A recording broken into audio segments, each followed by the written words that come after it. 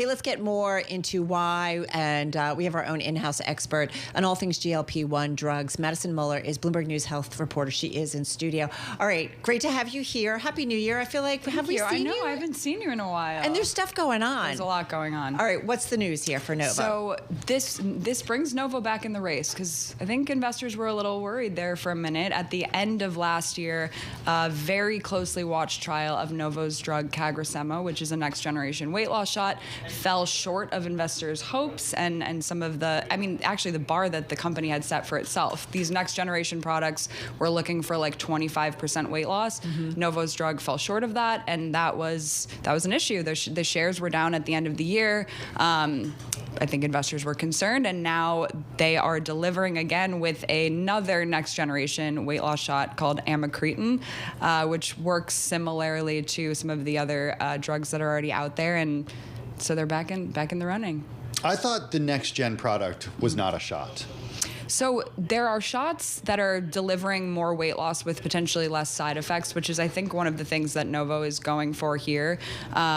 And then there's also the pills. So there's like two different things going on. And then you have Amgen, which is trying to develop a shot that can be taken less frequently. So we're seeing with these next generation products sort of a divergence in what companies are going after and prioritizing. Is it also about these drugs, which initially were used to treat diabetes? Are they also looking to even make them better for treatment of diabetes? Or is this kind of all, like, am I missing something? They are. They're testing them in diabetes as well. And so okay. I think that is an interesting point that isn't brought up as much. Like a lot of, I'm not exactly sure about this drug that Novo that we're talking about today, but these next generation products are also being tested in diabetes. Because Madison, when we talk about the market for these drugs, it's a combination of just people who want it for weight loss, right? And it's also for treatment for diabetics. When we talk about the market size, as I think the most recent estimate from Goldman Sachs is 130 billion by 2030. That's just obesity. That's just so weight that loss. Doesn't even include diabetes. That's just weight loss, which is huge. And they've kept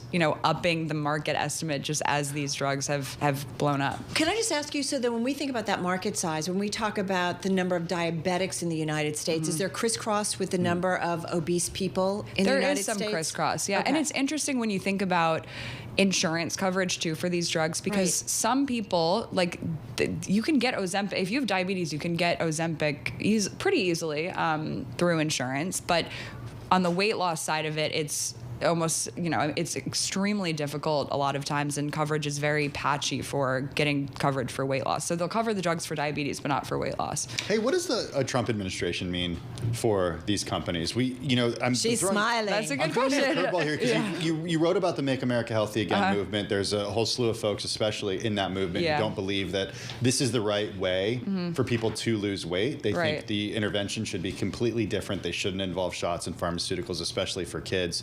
What are the folks you talk to, the analysts, saying about a Trump administration for these companies? It's interesting. So, and we've talked about Jillian Michaels on this show before. She was at the MAHA Make America Healthy Again ball, and she's like sort of been brought into this circle, which is really interesting. And a lot of these MAHA people are pretty against weight loss drugs and just pharmaceutical interventions in general. They think, healthy diet, food, exercise should be prioritized first. I mean, some people were up in arms that Larry Ellison mentioned a cancer vaccine. Interesting. Yeah, I saw that play out on social media. It is, and the social media just discussion and around MAHA is everywhere. I mean, that is where a lot of this dialogue is taking place on X or Instagram. And I was at this healthcare conference last week, though, with a lot of investors and people in the industry, and there was a ton of optimism about the Trump administration from pharmaceutical companies, even the lobbying group Pharma that represents Eli Lilly and all of these big drug massive, makers. Right? It's huge, yeah. And I was asking about RFK, I was asking about Trump, and I think that there's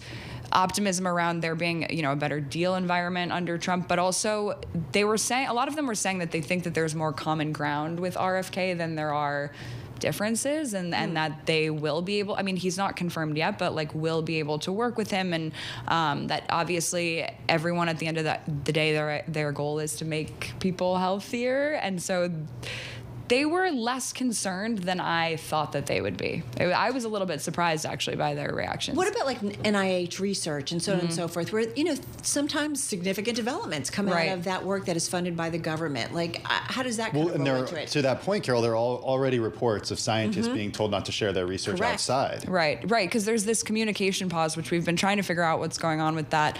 And to some degree, it's normal when a new administration comes in to sort of pause things and go through a review process. But it seems like it is sort of stymieing some of the research, and scientists are concerned that there's going to be ripple effects and that the pause may last longer, or certain things might not be allowed. There's this tension here, though, because I saw today that the Trump administration withdrew this proposed ban on menthol cigarettes and flavored cigars. This was something that public health officials really wanted, anti-smoking groups really wanted. You have tobacco stocks higher today as a result. That doesn't sort of align with the Make America Healthy Again movement. That was something we were talking about this morning, is like there is some misalignment with, I guess, and that's something that we're curious about, right? Is like, at the end of the day, we don't really know what Trump is going to do when it comes to healthcare policy. And so there's a lot of guessing, and the MAHA movement obviously has been very big and very influential leading up to the election. And so sort of how that plays out now is a question mark. And we are already seeing these divisions with Elon Musk, going back to weight loss drugs, loves Ozempic. He thinks everyone should be on a cheap GLP-1.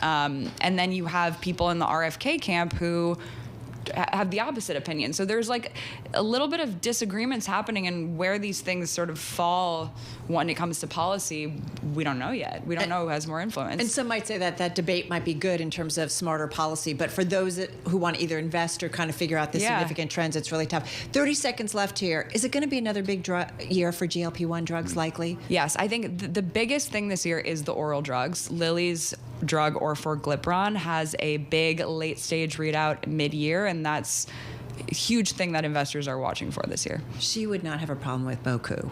I was just saying, the way you say drugs, that word. We're all like, what? What? Every time there's a name in a drug story, we're like, you do it. No, you do it. That's so funny. Well done. And it's a sector that we've been talking about so much for the last 2 years, but get ready for year number 3. Madison Muller, as I've said a million times, a must read on the Bloomberg at Bloomberg.com, and also on social when it comes to all things GLP-1.